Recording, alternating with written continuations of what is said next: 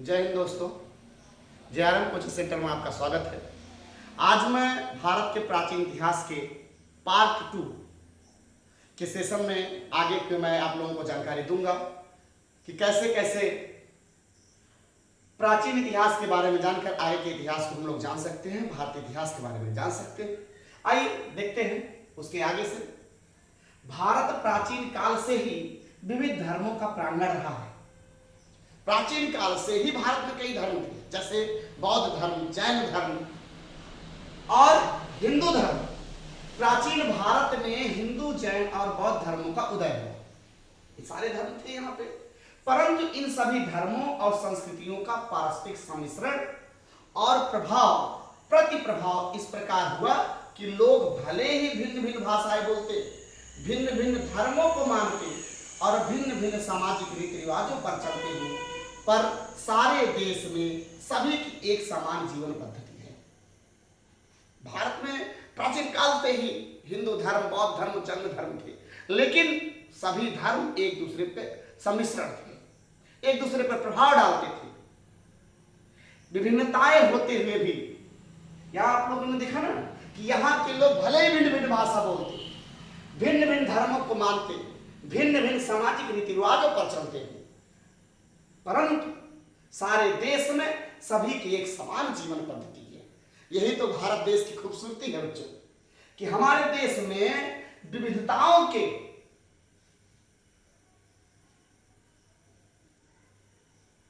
बावजूद भीतर से गहरी एकता झलकती है। आज भी भारत में कई धर्म हैं, हिंदू है, बौद्ध है, जैन है, सिख है, ईसाई है, इस्लाम धर्म है, बहुत से सारे धर्म हैं, लेकिन सबसे खूबसूरती भारत देश की यही है कि सभी धर्मों को आत्मसात करते हुए हम सबसे भारतीय कहलाते हैं। प्राचीन भारत के लोग एकता के लिए प्रयत्नशील रहे। आज जैसे एकता के लिए प्रयत्नशील है, वैसे प्राचीन भारत में भी लोग एकता के लिए प्रयत्नशील थे। उन्होंने इस विशाल उपमहाद्वीप को एक अखंड देश समझा। सारे देश को भरत नामक एक प्राचीन वंश के नाम पर भारतवर्ष अर्थात भरतों का देश नाम दिया गया। एक राजा भरत थे और उन्हीं राजा भरत के नाम से भारतवर्ष अर्थात भरतों का देश नाम दिया गया और इस देश के निवासियों को भरत संतति कहा गया। इस देश के निवासियों का क्या कहा गया? भरत संतति कहा गया। हमारे प्राचीन कवियों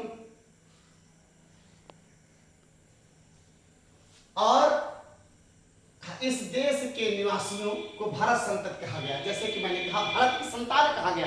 जो यहाँ भारत देश में लोग रहते थे उन्हें भारत की संतान कहा गया। हमारे प्राचीन कवियों, दार्शनिकों और शास्त्रकारों ने इस देश को अखंड इकाई के रूप में देखा। हमारे देश के जो भी प्राचीन कवि थे, दार्शनिक थे, शास्त्रकार थे, सभी ने भारत के एक अखंड इकाई के रूप में देखा, एक अखंड देश के रूप में देखा। हिमालय से समुद्र तक फैली, कहां से? उत्तर के हिमालय से पश्चिम के समुद्र तक फैली इस भूमि की उन्होंने सार्वभौम मतलब सकल देशव्यापी राजा के द्वारा शासित क्षेत्र के रूप में कल्पना की है। जो समस्त अखंड भारत पर राज्य करे, उस राजा के द्वारा शासित क्षेत्र के रूप में कल्पना की है। अगर हम बात करें हिमालय से लेकर कन्याकुमारी तक अर्थात उत्तर से लेकर दक्षिण तक की बात हो रही है। पूर्व में ब्रह्मपुत्र की घाटी से पश्चिम में सिंधु पार तक, सिंधु पार अर्थात अफगानिस्तान तक। पूर्व में कहां से? ब्रह्मपुत्र की घाटी से पश्चिम में सिंधु पार तक अपना राज्य फैलाने वाले राजाओं का व्यापक रूप से यशोगान किया गया है कि जो भी राजा उत्तर के हिमालय से पश्चिम के कन्याकुमारी तक और यहां पूर्व में ब्रह्मपुत्र की घाटी से पश्चिम में सिंधु पार तक अर्थात लगभग अफगानिस्तान तक अपना राज्य फैलाने वाले राजाओं को व्यापक रूप से उनका यशोगान किया है हमारे देश के प्राचीन कवियों ने। और ऐसे राजा चक्रवर्ती, ध्यान दीजिएगा, ऐसे राजा चक्रवर्ती अर्थात चक्रवर्ती कहलाते थे जो इस भूभाग पर शासन करते थे। एक छत्र उन राजाओं को चक्रवर्ती अर्थात चक्रवर्ती कहा जाता था। देश में इस प्रकार की राजनीतिक एकता कम से कम 2 बार प्राप्त हुई है। प्राचीन भारत से लेकर आज तक ये जो राजनीतिक एकता जो है वो कितनी बार कम से कम स्थापित हुई है? 2 बार। ईसा पूर्व तीसरी सदी में सम्राट अशोक ने अपना साम्राज्य, कब की बात हो रही है? ईसा पूर्व की, ईसा पूर्व से लगभग तीसरी सदी में अशोक ने अपना साम्राज्य सुदूर दक्षिणांचल को छोड़, सुदूर दक्षिणांचल की ओर मतलब दक्षिण भारत का कुछ हिस्सा छोड़ के सारे देश में अपना राज्य फैलाया। फिर ईसा की चौथी सदी में समुद्रगुप्त की विजय पताका गंगा की घाटी से तमिल देश के छोर तक पहुंची। अब तक केवल 2 ही राजा प्राचीन भारत से लेकर अब तक, एक थे चक्रवर्ती सम्राट अशोक और दूसरे थे चौथी सदी में समुद्रगुप्त। इनके समुद्रगुप्त की जो विजय पताका थी वो गंगा की घाटी से तमिल देश के छोर तक पहुंची, यानी एकदम किनारे कन्याकुमारी तक, तमिलनाडु के तक। 7वीं सदी में चालुक्य राजा पुलकेशिन ने हर्षवर्धन को हराया। अगर हम बात करते हैं 7वीं सदी की, तो 7वीं सदी में जो चालुक्य राजा पुलकेशिन थे उन्होंने हर्षवर्धन को हराया, जो संपूर्ण उत्तर भारत का अधिपति माना जाता था। हर्षवर्धन जो थे वो संपूर्ण उत्तर भारत का अधिपति माना जाता, उनको चालुक्य राजा पुलकेशिन ने हराया। अब राजनीतिक एकता के अभाव में की स्थिति में भी सारे देश में राजनीतिक ढांचा कमोबेश एक जैसा रहा। कहीं पर राजनीतिक ढांचा ज्यादा थी, कहीं पे कम थी। विजेताओं और सांस्कृतिक नेताओं के मन में भारत का जो भान था, जो विजेता थे, जो सांस्कृतिक नेता थे, उनके मन में भारत का जो भान था अखंड भूमि के रूप में ही हुआ है। भारत की इस एकता को विदेशियों ने भी सकारात्मक स्वीकार किया है। जो भारत की जो एकता थी उसको जो विदेशी लोग थे वो लोग ने भी स्वीकार किया है। वे सर्वप्रथम सिंधु तटवासियों के संपर्क में आए, सिंधु नदी, जो सिंधु नदी के आसपास रहते थे उनके संपर्क में आए, और इसीलिए उन्होंने पूरे देश को ही सिंधु या इंडस नाम दे दिया गया। इसी इंडस के नाम पर हमारा देश इंडिया, और सिंधु से बिगड़ा हुआ रूप अरबवासी लोग क्या बोलते थे? हिंद। तो सिंधु से हिंदुस्तान शब्द आया। आप देखिएगा हिंद शब्द संस्कृत के हिंदू से निकला है। ये जो हिंदू शब्द है, हिंद शब्द है, वो किससे निकला है? सिंधु से निकला है। और कालक्रम के साथ, यानी समय के बीतने के साथ यह देश इंडिया के नाम से मशहूर हुआ, क्योंकि इंडस नदी बोलते थे उसको, और इंडस से भारत देश का नाम इंडिया पड़ गया। और जो इसके यूनानी पर्याय के बहुत निकट है, जो यूनानी भाषा थे उसके निकट थे, या फारसी और अरबी भाषा में हिंद नाम से विदित हुआ है। जो सिंध है उसको वो किस नाम से विदित हुआ है? फारसी और अरबी भाषा में हिंद नाम से विदित हुआ है, यानी हिंद नाम से ज्ञात हुआ है। देश में भाषात्मक और सांस्कृतिक एकता स्थापित करने के लिए निरंतर प्रयास होते रहे हैं, और आज भी वही है। भाषात्मक इकाई एकता हो या सांस्कृतिक एकता हो, उनके एक सूत्र में पिरोने के लिए निरंतर प्रयास आज भी हो रहे हैं। ईसा पूर्व तीसरी सदी में प्राकृत देश भर की संपर्क भाषा, जिसको लिंगुआ फ्रैंका, संपर्क भाषा तो लिंगुआ, यानी आम बोलचाल की जो भाषा थी, जिसमें जो संपर्क की भाषा थी वो थी प्राकृत। कौन सी भाषा थी? प्राकृत। पूरे देश की बात हो रही है। उस समय जो आम बोलचाल की भाषा थी, जो संपर्क भाषा थी उस समय, वो थी प्राकृत भाषा। सारे देश के प्रमुख भागों में अशोक के शिलालेख प्राकृत भाषा ब्राह्मी लिपि में लिखे गए थे। भारत देश में जितने आदि शिलालेख मिले किसमें मिले? अशोक के प्राकृत भाषा मिले हैं, ब्राह्मी लिपि में लिखे गए। हालांकि वो अरमाइक में भी लिखे थे। अब बात सुनिएगा, अशोक के जो शिलालेख थे वो प्राकृत भाषा और ब्राह्मी लिपि में लिखे गए थे। बाद में वह स्थान संस्कृत ने लिया, जैसे उसमें आम बोलचाल की भाषा और संपर्क भाषा प्राकृत भाषा थी, बाद में वही स्थान किसने लिया? संस्कृत ने लिया। देश के कोने कोने में राजभाषा के रूप में संस्कृत प्रचलित हुई, और यही सिलसिला ईसा की चौथी सदी में आकर गुप्त काल में और भी मजबूत हुआ। मैंने अभी बताया था कि 2 ही लोग जो पूरब से लेकर पश्चिम तक, अर्थात हिमालय से लेकर कन्याकुमारी तक, और जब ब्रह्मपुत्र की तलहटी से लेकर सिंधु के उस पार तक, ठीक है, जो बनाया वो चक्रवर्ती का है, जब मैंने जिक्र किया था। तो चौथी सदी में जब हम गुप्त काल की बात करते हैं तो ये और भी मजबूत हुआ था। कौन? संस्कृत भाषा। यद्यपि गुप्त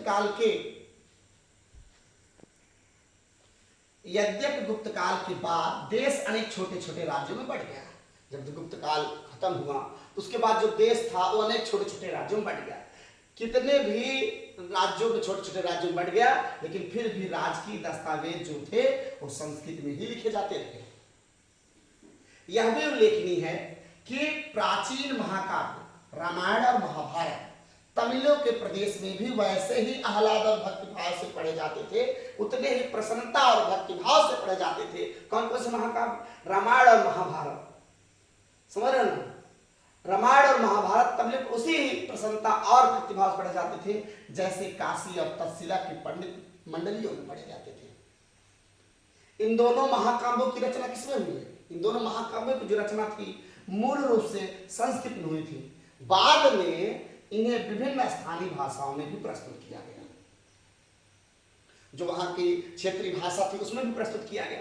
परंतु भारत के सांस्कृतिक मूल्य और चिंतन चाहे जिस किसी भी रूप में प्रस्तुत किए जाएं, उनका सार तत्व सारे देश में एक सा ही रहा है। भारत के सांस्कृतिक मूल्य चिंतन चाहे जिस भी भाषा में प्रस्तुत किए गए हो, लेकिन उनका जो सार तत्व था, उनका जो मौलिक तत्व था, वो सारे देश में एक ही जैसा रहा। भारतीय इतिहास की विशेषता यह है कि यह एक विचित्र प्रकार की सामाजिक व्यवस्था उदित हुई है। भारत में अगर देखा जाए अन्य देशों के हिसाब से तो यहाँ पर एक अलग प्रकार की सामाजिक व्यवस्था उत्पन्न हुई है। उत्तर भारत में वर्ण व्यवस्था या जात व्यवस्था प्रथा का जन्म हुआ। ये जो जात व्यवस्था, जो वर्ण व्यवस्था थी, केवल उत्तर भारत में ही जन्म हुई थी, लेकिन धीरे धीरे वो सारे देश में फैल गए। पुराने समय में, प्राचीन काल में जो लोग भी बाहर से आए वे किसी न किसी वर्ण जाति में मिल गए। बाहर से जो भी प्रजातियां आई, जो भी लोग आए, बाहरी लोग भारत में किसी न किसी वर्ण या जाति में मिल गए।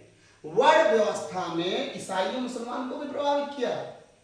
अब सोच लीजिए, जो हिंदू धर्म में व्याप्त वर्ण व्यवस्था थी, जाति व्यवस्था थी, वो ईसाइयों और मुसलमानों को भी प्रभावित किया। और धर्म परिवर्तन करने वाले लोग किसी न किसी जात के थे। जो भी धर्म परिवर्तन करने वाले लोग थे वो किसी न किसी जात के थे, और वे हिंदू धर्म को छोड़ नए धर्म में दीक्षित होने पर भी अपने पूर्व की अपनी जात के कुछ रीति रिवाजों पर पूर्वज चलते रहे। कोई भी हो, अगर वो अपनी जाति, अपने धर्म को छोड़कर दूसरे धर्म में जाता है तो उसके कुछ न कुछ जो क्रियाकर्म रहते हैं वो हमेशा बने रहते हैं। वही हुआ, जो भी हिंदू धर्म को छोड़कर नए धर्म में दीक्षित हो जाता था वो पूर्व की अपनी जात कुछ रीति रिवाजों पर पूर्वज चलते हैं, पहले के अनुसार ही चलते रहे। अगर हम वर्तमान में अतीत की प्रासंगिकता को समझें, आधुनिक काल में इस समय हम जिन समस्याओं का सामना कर रहे हैं उनके संदर्भ में भारत का के अतीत का अध्ययन विशेष सार्थक सिद्ध होता है। भारत के प्राचीन काल का जो इतिहास है वो बड़ा सार्थक सिद्ध होता है। क्यों? कुछ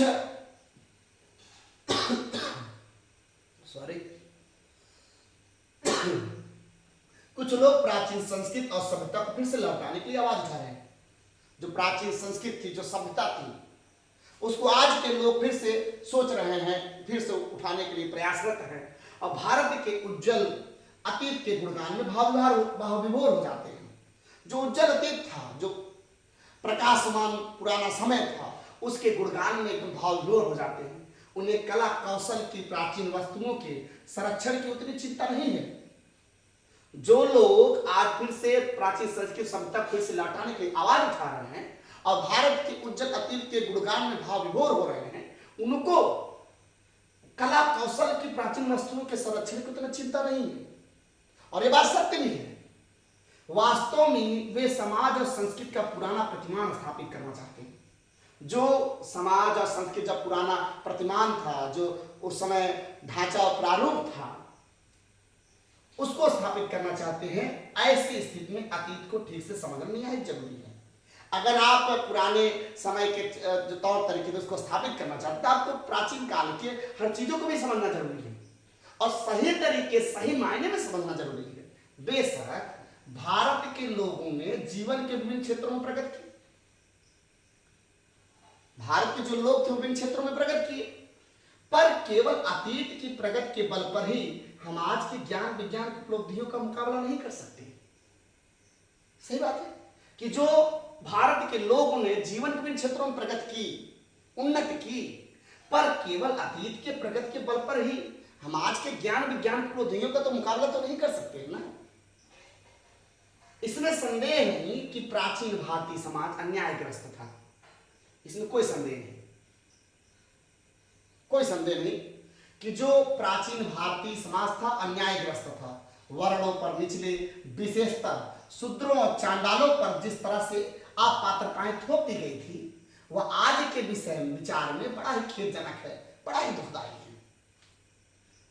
उस जमाने में विशेषकर हम बात करते शूद्रों और चांडालों पर जो अपात्रताएं लाद दी गई थी, थोप दी गई थी, वह आज के विचार में बड़ा ही खेदजनक है, बड़ा ही दुखदायी है। क्यों? अगर हम पुरानी जीवन पद्धति में परिवर्तन न लाया जाए तो स्वभावतः वे सारी विषमताएं भी सर उठाएंगे। अगर पुरानी जीवन पद्धति में हम परिवर्तन न लाए तो जो ये विचार थे, जो विशेषता शूद्रों चंडालों जो अपात्रताएं थोपी गई थी, वो सर उठाएंगी, वो विषमताएं भी अपना सिर उठाएंगी। फिर से वही चीज आ जाएगी। भारत में सभ्यता के विकास की धारा इन सामाजिक भेदभावों की, जो भारत में सभ्यता के विकास की जो धारा थी, एक मिनट, वृद्धि के साथ वही है। अगर हम बात करें प्रकृति मूलक और मानव मूलक कठिनाइयों पर विजय पाने में हमारे पूर्वजों को जो सफलता मिली है, उससे हमें भविष्य के लिए प्रेरणा मिलती है।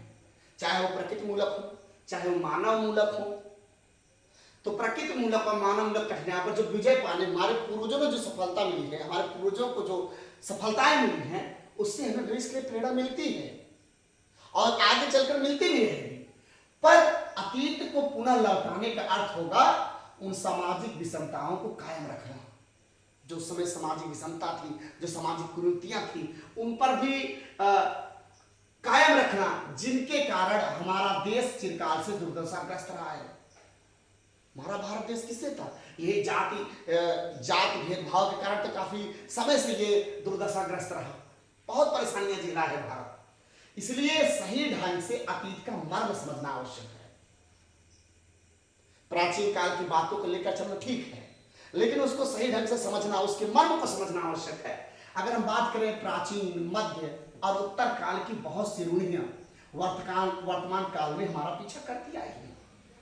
प्राचीन काल, मध्य काल, उत्तर काल की जो बहुत सी रूढ़िवादियां थी, जो बहुत सी बुराइयां थी, वर्तमान काल में भी हमारे पीछा करती आई हैं या हमारे साथ आज भी विद्यमान हैं।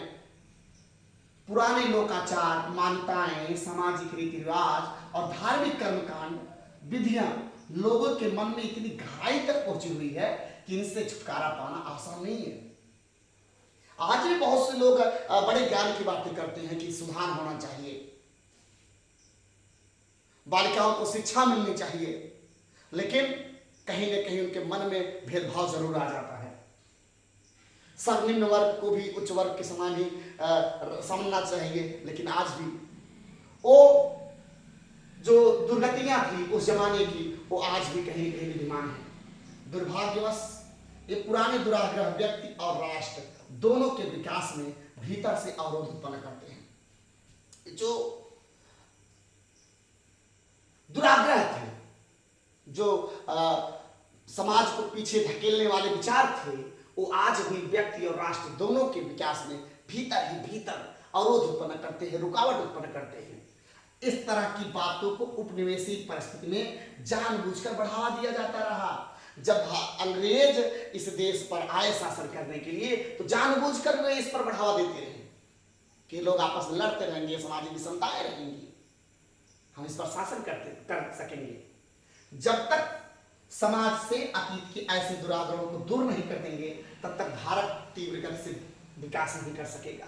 जातिवाद और संप्रदायवाद हमारे देश को जनतांत्रिक रास्ते से एकता कायम रखते हुए आगे बढ़ने देने में बाधा डाल रहे हैं। आज भी जो जातिवाद और संप्रदायवाद है, वो ही हमारे देश में हमारे देश की एकता में सबसे बड़े बाधक है। अगर ये चीजें खत्म हो जाए, हमारा भारत देश फिर से सोने की चिड़िया हो जाएगी। इसमें दो राय नहीं है। जाति व्यवधान और पूर्वाग्रह पढ़े लिखे लोगों के मन में भी शारीरिक श्रम की प्रतिष्ठा को घुसने नहीं देती। पढ़े लिखे हैं, समझदार भी हो गए हैं, लेकिन जो जाति व्यवधान है ना और जो पूर्वाग्रह है वो पढ़े लिखे लोगों के मन में शारीरिक श्रम की प्रतिष्ठा को घुसने नहीं देती और अपने समान हित में हमें एकताबद्ध नहीं होने देती। बहुत से लोग हैं आज इस समाज में जो बड़ी बड़ी बातें करते हैं, लेकिन वास्तविकता में उनके मन में ये सब चीजें को छोड़ने का विचार नहीं है या छोड़ ही नहीं पा रहे हैं। महिलाओं को नागरिक अधिकार भले ही मिल गए हों, लेकिन समाज में युगों से दबी रहने के कारण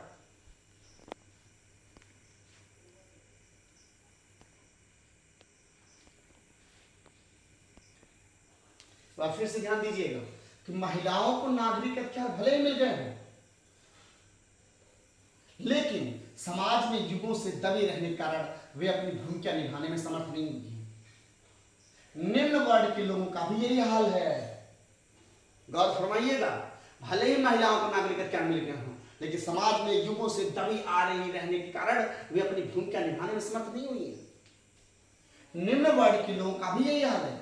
प्राचीन भारत के अध्ययन से हम तह में बैठ कर पता लगा सकेंगे, उसके एकदम जड़ तक बैठ के पता लगाएंगे कि इन दुराग्रहों की जड़ें कहां हैं, कहां से शुरुआत हुई है इन दुराग्रह।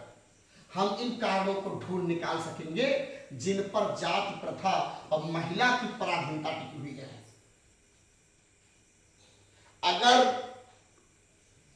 अगर हम उसके तह तक पता पहुंच सके और पता लगा सके, तभी इसका संपूर्ण निवारण हो सकता है और संकीर्ण संप्रदायवाद को बढ़ावा मिल रहा है।